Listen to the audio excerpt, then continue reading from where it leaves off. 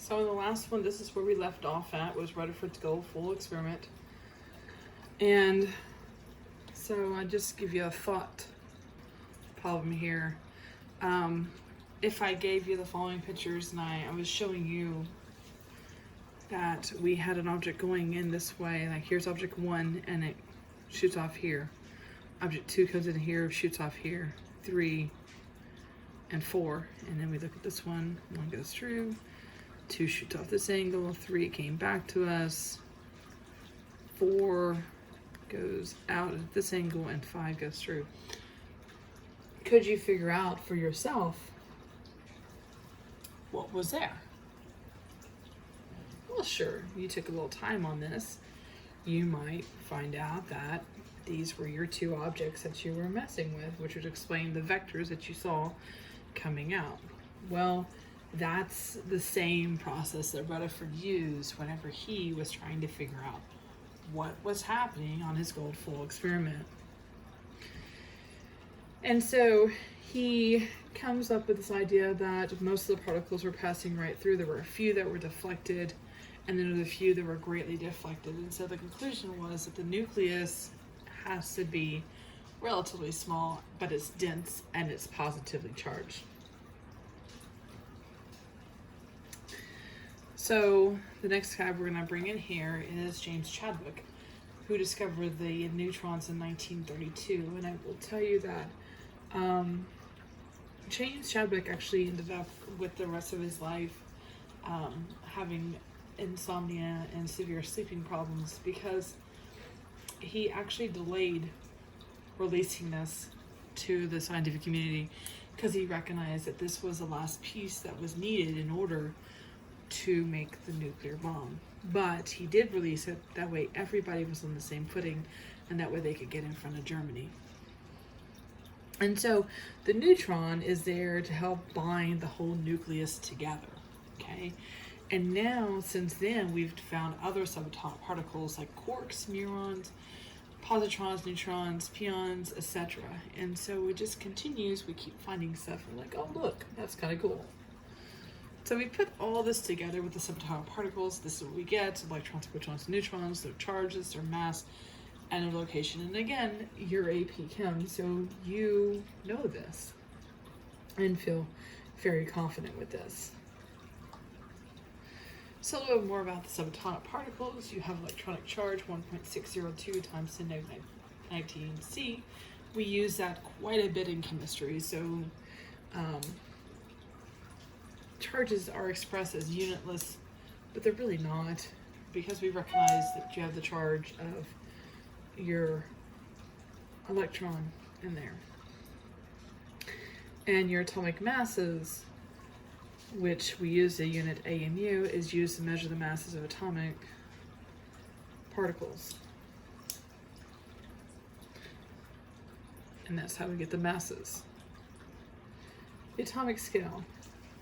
So most of the mass of the atom is in the nucleus, and electrons are found on the outside. And so you all know that this diagram, this idea of the atom, has changed over time.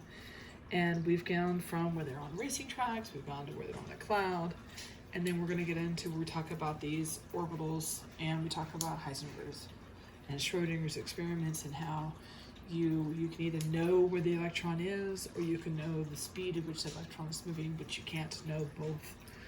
And we'll talk about that. Angstroms are used often to measure atomic dimensions, and that is something you should be recognized with. Quarks, we're not going to spend too much time on it, but you should recognize that quarks. Quarks are considered to be the more fundamental particle because they make up protons and neutrons.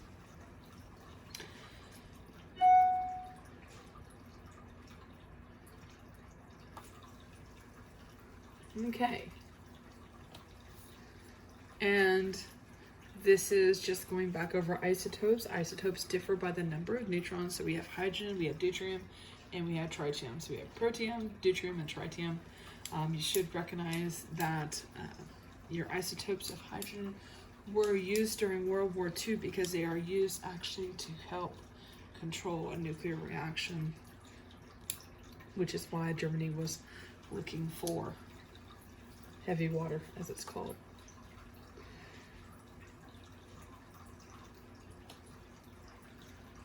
Atomic masses. Atomic masses are the average of all the natural isotopes of that element. And so this is an example of a calculation. What we do, we have carbon-12, and it's found 98.89% of the time in nature.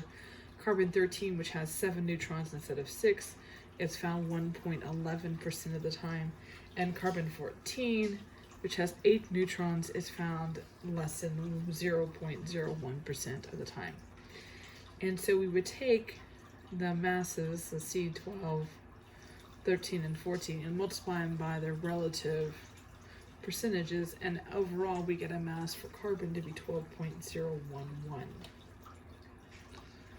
Another example of looking at this, to get your atomic average mass, we're going to take mass A times the percent plus mass B times the percent plus however many we have, and then we will get our overall.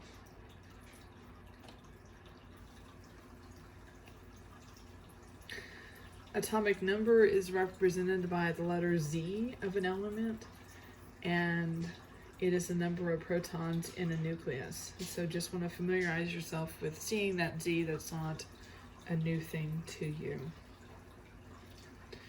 Mass number is the number of protons and neutrons. Do remember that when you were being asked to do mass numbers, just like you have here, it's going to be a whole number. If you're pulling it from the atomic weight to figure out how many neutrons you have, you do need to use your rounding rules. And this is just showing you here, I've got my protons, I've got my neutrons, I've got my electrons, and then this is how I write it, with my protons on the bottom and then the atomic mass on top.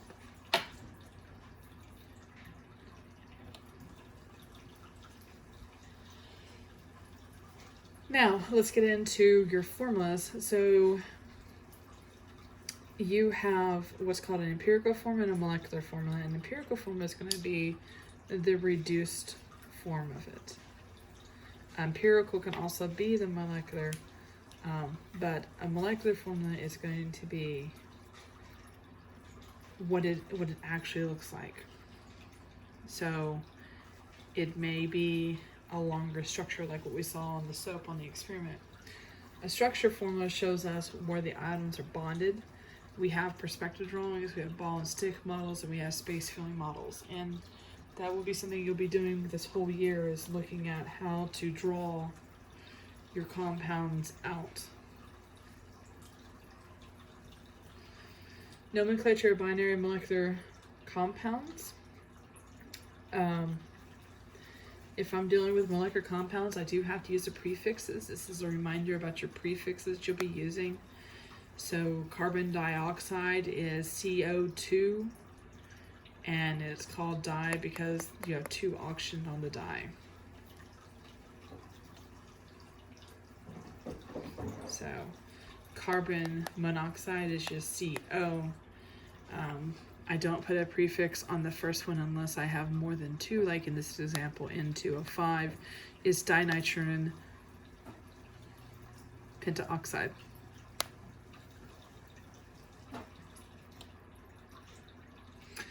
And then the types of, another type of bond that you run into are ions and ionic compounds. And we saw this in the early example where we do the crisscross on them. Cations are going to be positively charged. They're generally going to be your metals. They're going to be on the left side of the periodic table. Anions will be on the right side. They're going to be negative charge. They're also going to be a good portion of your polyatomics. And your polyatomics, remember these are more than one that are put together, and they act as one unit. Bonds. Ionic compounds are oppositely charged species by electrostatic forces, a cation and an anion, a metal and a non-metal, and I use the crisscross method to formulate those. And here's another example of that. This is now with polyatomics on there. And I'm going to end that there for right now.